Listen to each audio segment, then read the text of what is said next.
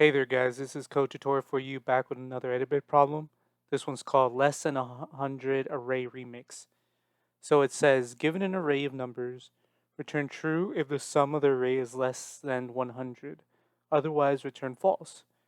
So as you can see from the examples, the number 5 plus 57 is less than 100, so it's going to be true.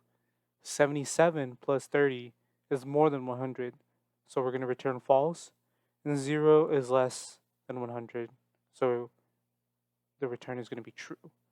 So let's go to the code tab.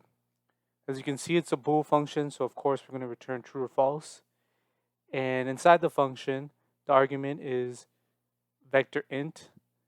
The name of it's R, short for array. You could use that.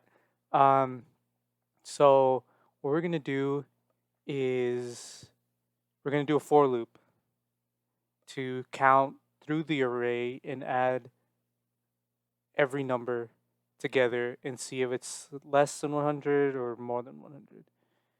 So let's do int sum is equal to 0. That's where we're gonna add every time we run through the for loop.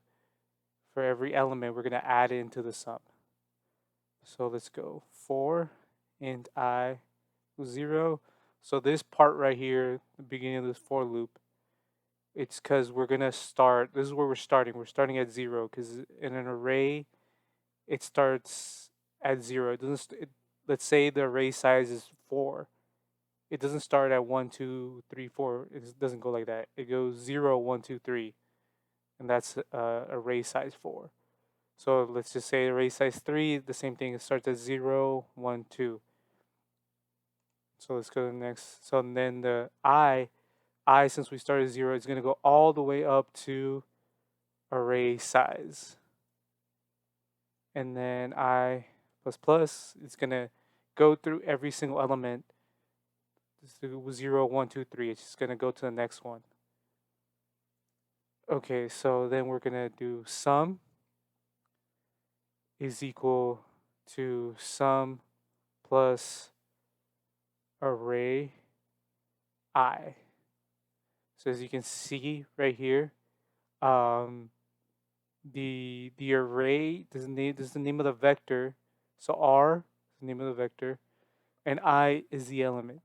So let's do a test right here. So this one, let's go 5 and 57. So that's an array size of 2. So it's gonna read through 0, which is the first element, and then 1. Okay. So what we're gonna do is just put I, because the for loops is already doing the work for us. So every single iteration is gonna add the numbers up into sum. Okay, so we could do a simpler version of this. We could just go do sum plus array I. There we go. So if let's go sum is less than 100, we're going to return true. And then else, we're going to return false because that means that it's greater than 100. Let's check the test. Let's see if it passes them. And as you see, it passed all the tests. If you like this video, please hit the like button and don't forget to subscribe for more Edabit videos. Thank you.